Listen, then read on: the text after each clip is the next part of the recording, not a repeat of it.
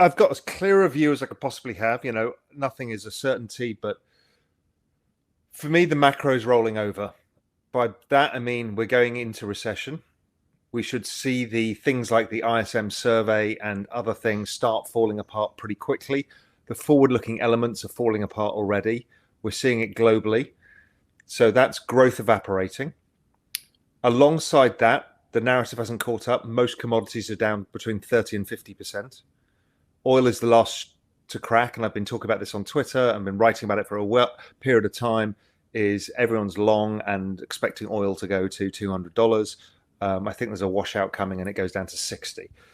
So that's the last inflation story. Everything else from the raw goods then comes into the supply chain and then eventually starts fading. So we're going to see that inventories, because people build massive inventories after COVID. Those inventories are now unsold because of the economy slowing down and inflation eating disposable income. So we've seen it from Walmart, Amazon, and others. They're going to start discounting inventories to try and shift it. People are laying off staff. So the macro cycle is going to get to the ugly phase. Okay, why is that making Raoul bullish? Well, because the outcome to that is as inflation comes down and bond yields fall, liquidity conditions improve. And what drives financial markets at the macro level the most is liquidity conditions. We've just gone through the largest tightening in financial market history because the rate of change of interest rates going up was the fastest ever. Mortgages are back to where they were in 1996, and shocking. Then the dollar went up at a rapid clip, which is a tightening of financial conditions, and then commodity prices went up. So basically, everybody's suddenly skint, as an Englishman would say. Nobody's got any money, and the economy implodes. So the forward-looking indicators suggest to me that this goes off a cliff fast until we probably bottom Fed March next year. That's the economy. Now, forward-looking assets' job is to look forward. So one of the reasons crypto, digital assets, went down was because discretionary spending came out of the market. So if you think of the legions of dollar cost average retail investors and just think of their rent or mortgage payments went up, their shopping bills went up.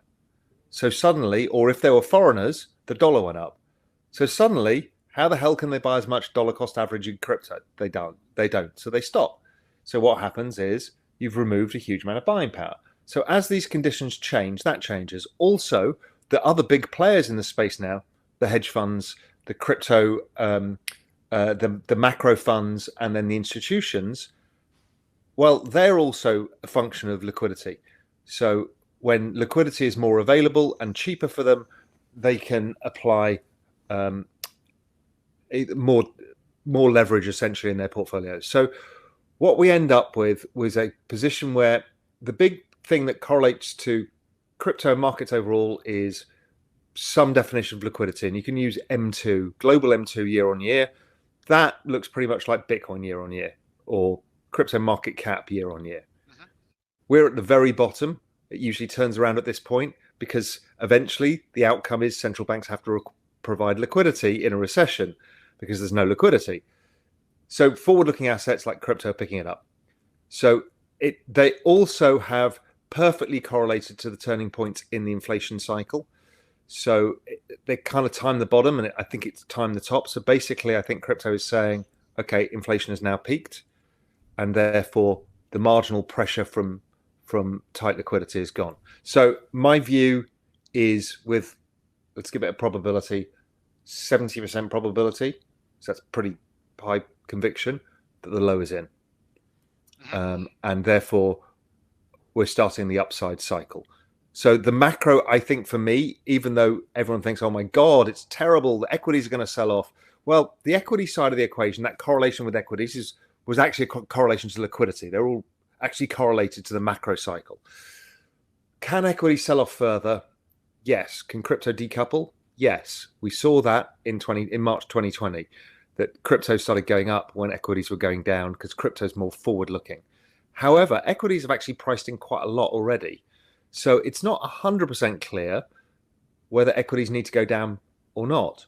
So I did a Twitter poll recently with like 20,000 people responded, which was, do you think equity markets have further to fall? 70% of people thought so. And I said, are you underweight where you typically would be or in line? And 70% of people are underweight. Well, if 70% of people think the market's going to fall and 70% are underweight anyway, who's left to sell? Sure. Yep. So that's, and it was the same with crypto.